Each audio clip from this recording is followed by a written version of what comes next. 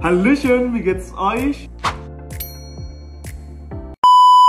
Welcome to my YouTube channel. Gue seneng banget karena ini adalah video pertama gue buat YouTube gue. Perkenalkan, nama gue Dennis Avandi. Saat ini sedang berada di Jerman dan melaksanakan program Ausbildung jurusan Koki.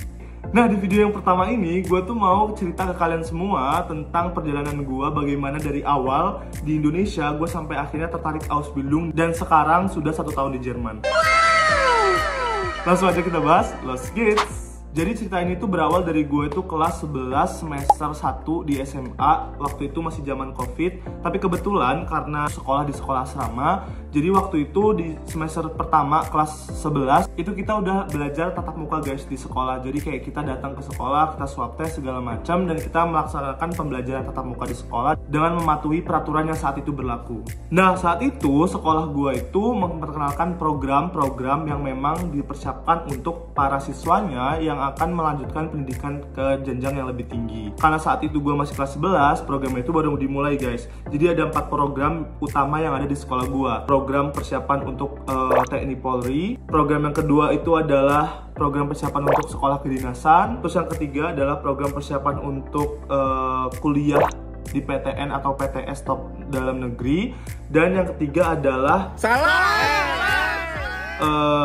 kuliah di kampus luar negeri, ya kan? Nah, program utamanya adalah kampus yang ada di Jerman. Nah, karena sekolah gue itu minim pengalaman, jadi sekolah gue itu bekerja samalah dengan salah satu orang yang memang saat itu tuh lumayan ternama di kalangan para pejabat-pejabat lembaga sekolah gue. Akhirnya orang itu tuh diundang ke sekolah untuk memperkenalkan program yang ada di Jerman. Saat itu tuh si orang ini itu memperkenalkan program kuliah. Dia tuh bilang kalau misalnya kuliah di Jerman tuh gratis, bisa sambil kerja. Terus kalau misalnya kerja lagi summer variant atau libur summer musim panas, itu kita bisa kerja sampai ngasihin uang 40 juta. Kita nggak perlu bayar uang semester, bla bla bla bla bla bla dan lain-lain. Nah, saat itu tuh gue sangat-sangat terhipnotis dengan kata-kata si orang itu gitu, yang mana mempromosikan bahwasanya pendidikan di Jerman itu sebagus itu, dengan membandingkan bahwasanya kalau misalnya kita kuliah di Indonesia itu kita butuh uang pangkal, butuh uang semester segala macam bla bla bla itu, sedangkan kalau di Jerman tuh nggak perlu gitu. Dan sistem pendidikan yang ada di Jerman tuh kan bagus ya kan, sistem pendidikan negara maju gitu. Jadi dengan seluruh kata-kata manisnya si orang ini, jadi gue itu sangat-sangat tertarik dan terhipnotis untuk bisa merasakan rasanya kuliah di luar negeri, khususnya di Jerman gitu kan. Saat itu gue langsung yang tertarik pada saat seminar hari pertama. Sedangkan kita tuh ada seminar 3 kali atau 4 kali gitu kan. Di seminar yang ketiga itu gue baru sadar bahwasannya kalau misalnya kita mau kuliah ke Jerman itu ada yang namanya student college. Dan selain itu untuk kuliah di Jerman itu kita butuh yang namanya uang deposit guys. Jadi kalau misalnya kalian mau kuliah ke Jerman itu nanti ada yang namanya uang deposit minimal saat itu masih 11.000 euro, tapi sekarang ternyata sudah mencapai nominal 12.400 sekian euro. Nah, uang deposit ini itu kan nominalnya tinggi guys. Sedangkan di awal itu tadi si orang ini tuh bilang kalau misalnya kuliah di Jerman tuh beneran gratis gitu. Nggak ada uang pangkal, nggak ada uang semester, segala macem. Ya memang betul, itu betul gitu. Cuman kan kita sebagai mahasiswa itu harus mempersiapkan yang namanya uang deposit ini yang nominalnya sekitar 180 sampai 200 juta rupiah gitu kan. Sebagai anak kampung yang keluar dari keluarga yang biasa aja gitu ya, untuk nominal segitu itu sangat-sangat wow gitu. Jadi saat itu juga itu gue langsung ngedown guys, kayak bisa nggak ya gue buat kuliah di Jerman ini kayak dengan nominal segitu besarnya gitu. Nah, cuman si kurang ajarnya si orang ini itu tuh motivasi yang bener-bener kayak motivasi banget guys. Wah, itu beneran gue yang kayak terhipnotis. Kayak dia pakai pelet beneran yang kayak dia tuh kayak udah tenang aja, kalau masalah itu kita bisa ajuin ke sini, kita bisa ajuin ini, minta bantuan ini, bla bla bla bla. Itu gue kayak yang sudah termotivasi, gue yang udah semangat banget. Gue kayak pokoknya gue mau ke Jerman, gue mau kuliah ke Jerman. Dengan polosnya gue tuh percaya aja guys dengan orang tersebut gitu. Dan juga sekolah gue tuh kayak ya udah ngedukung-dukung aja gitu, tanpa memilah atau mencari kebenaran segala macam itu enggak gitu. Kayak ya udahlah nggak apa-apa, ini kan udah expert nih, orang ini udah tahu gitu kan. Karena FYI orang itu memang stay lama di Jerman, dia juga orang yang lumayan terpandang di sekitaran ya kenalan-kenalan dari orang-orang lembaga sekolah gue. Terus juga memang pendidikan dia juga ya lumayan bagus lah gitu. Jadi kayak kita sebagai seorang siswa kayak percaya-percaya aja kan, karena dari sekolah gitu. Sampai akhirnya waktu berjalan gue termakan motivasi gitu ya. Terus kayak gue sangat-sangat percaya, gue kayak ih kerennya bapak, kerennya orang ini gitu. Keceplosan, gila keren banget dia bikin bisnis sehebat itu, dia bisa begini, bisa ngasih ini motivasi segala macamnya. Sampai akhirnya gue percaya. Dari sekolah juga mendukung, sekolah memfasilitasi guru bahasa Jerman. Saat itu kelas 12 semester 2, gue inget banget 10 Januari itu adalah hari pertama gue belajar bahasa Jerman.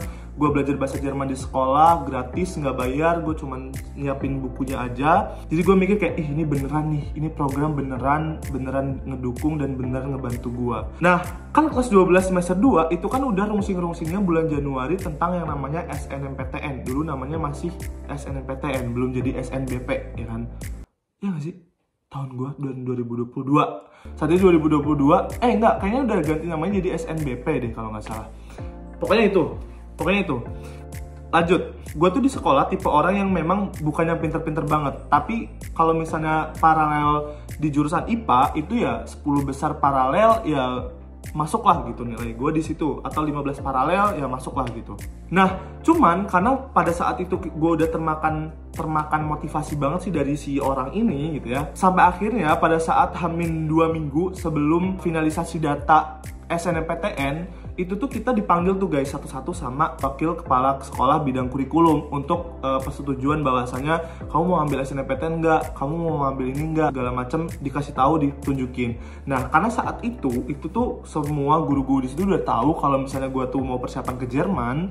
Jadi si wakakur gue ini ngasihlah kayak pendapat kayak, udahlah Kak Danis, kamu mendingan ke Jerman aja, nggak usah ngambil SNMPTN-nya buat teman-teman kamu aja. Kalau misalnya kamu memang bener-bener mau ke Jerman, kamu mendingan nggak usah ngambil SNMPTN. Kalau misalnya kamu mau ambil SNMPTN, berarti kamu nggak serius dong ke Jerman. Ya pokoknya dikasih kayak gitulah. Itu dengan sadar gue juga kayak, emang gue juga kayak pengen beneran ke Jerman sih, bukan karena si dorongan dari Pak Kakur ini gitu. Jadi kayak, udahlah, gue mikir kayak, apa mendingan gue ke Jerman aja gitu ya. Sampai akhirnya gue tuh setuju untuk tidak daftar SNMPTN. Gue nggak ikut finalisasi data sekolah. Singkat cerita, gue sudah menandatangani persetujuan bahwasannya gue setuju untuk tidak mengambil kuota SNMPTN. Dan disinilah semua itu bermulai guys. Jadi 1 minggu setelah gue menandatangani surat keputusan bahwasannya gue itu nggak ngambil SNMPTN gue, ada kabar yang sangat-sangat membagongkan guys. Yang mana orang yang tadi gue percaya ini ternyata dapat kabar bahwa si orang ini mengundurkan diri dari program yang ada di sekolah gue. Di situ gue beneran sama teman-teman yang lain tuh beneran yang kayak pusing, kayak gimana nih caranya, kenapa kita kayak gini, apakah ini program akan berjalan atau tidak. Gue bener-bener yang kayak udah pusing banget gitu kan. Nah untungnya karena memang ya lembaga sekolah gue ini beneran gue acungi jempol, karena memang beneran mau menyukseskan program sekolah. Akhirnya di situ kita dicarikan pengganti. Pada akhirnya gue tetap melaksanakan program tersebut. Gue belajar bahasa Jerman sampai B1 dan akhirnya gue persiapan buat ujian bahasa. Karena belajar dari kesalahan sebelumnya, lembaga sekolah gue itu langsung mendirikan sebuah agensi yang mana sekarang sudah beroperasi dan dibuka untuk umum guys, BTW. Terus gue persiapan ujian bahasa, segala macam. Dan itu tuh tadinya gue masih kekeh banget guys buat kuliah di Jerman. Karena udah kemakan dari omongan yang pertama tadi kan, nanti keluar ke Jerman gampang, biaya 180-nya itu bakalan dibantu. Kita bakalan minta bantuan dari bidang lembaga, kita bakalan minta bantuan dari pemerintah, bla bla bla segala macam nih, gara-gara si nyong-nyong ini. Ternyata si orang ini tuh ngomong ke kita tanpa persetujuan dari orang-orang lembaga-lembaga ini gitu. Jadi orang lembaga itu tuh nggak tahu kalau misalnya orang ini tuh ngomong seperti itu gitu. Jadi kayak ketika orang ini pergi, kita nagih janji yang itu, janji 180 juta itu dibantu, ternyata kayak enggak, kita nggak pernah ngomong gitu, kita nggak pernah mau bilang ngebantu. Gue kayak kurang ajar nih orang. Terus pada akhirnya gue dikenalkan lah yang namanya program Ausbildung, bahwasanya Ausbildung itu seperti kuliah, terus kayak kita dapat kerja juga, kita dapat uang saku segala macam. Terus tadinya gue nggak mau karena gue mikirnya kayak ini pasti bakalan jadi TKI, ini pasti bakalan bla bla bla segala macam. Tapi karena gue mikir kayak gue sudah berjalan terlalu jauh, sampai akhirnya gue mengikhlaskan untuk nggak bisa kuliah S1 di Jerman.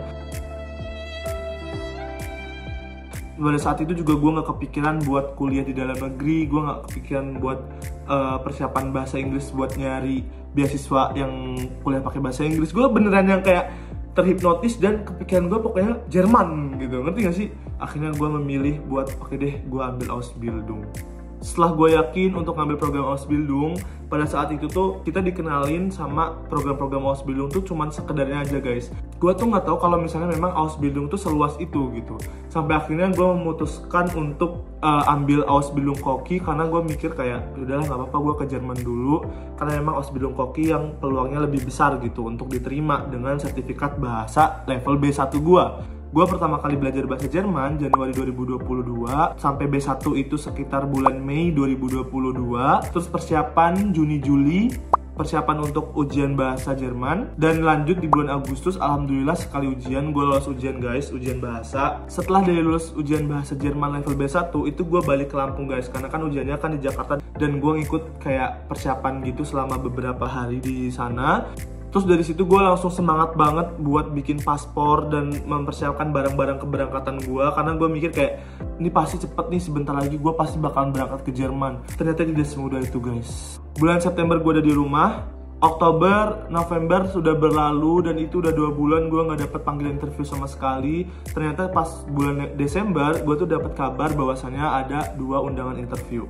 Tanggal 19 Desember gue inget banget, gue interview pertama kali sama hotel tempat gue sekarang Ausbildung. Akhirnya cuman jelasin sedikit karena waktunya nggak cukup, karena HRD itu punya janji lain. Akhirnya kita atur janji ulang, dimana tanggal 2 Januari 2023 itu kita ada jadwal buat interview lagi.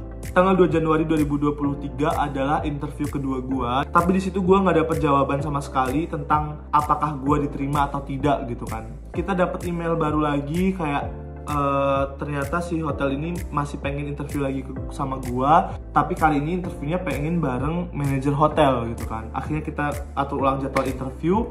Setelah interview sama aja sih guys, pertanyaannya tuh sama interview yang waktu awal-awal gitu. Setelah di interview gua masih nggak dapet kabar lagi. 2 minggu berlalu dapet email baru, katanya tuh head chef yang ada di hotel ini tuh juga mau interview bareng gua juga. Setelah dari interview itu total kita udah 4 kali interview ya guys. Yang pertama gue sama HRD sendirian, terus yang kedua diulang lagi yang di tanggal 2 Januari HRD sama HRD lagi, terus yang ketiga sama manajer hotel, terus yang keempat interview bareng head chefnya. Dan ini 4-4-nya itu di perusahaan yang sama. Di akhir interview keempat itu tetap kita belum dapat jawaban iya atau tidaknya gue diterima untuk ikut Ausbildung di tempat mereka. Sampai akhirnya 1 minggu berlalu itu gue dapet email bahwasanya gue diterima untuk Ausbildung di hotel mereka. Gue itu seneng banget guys.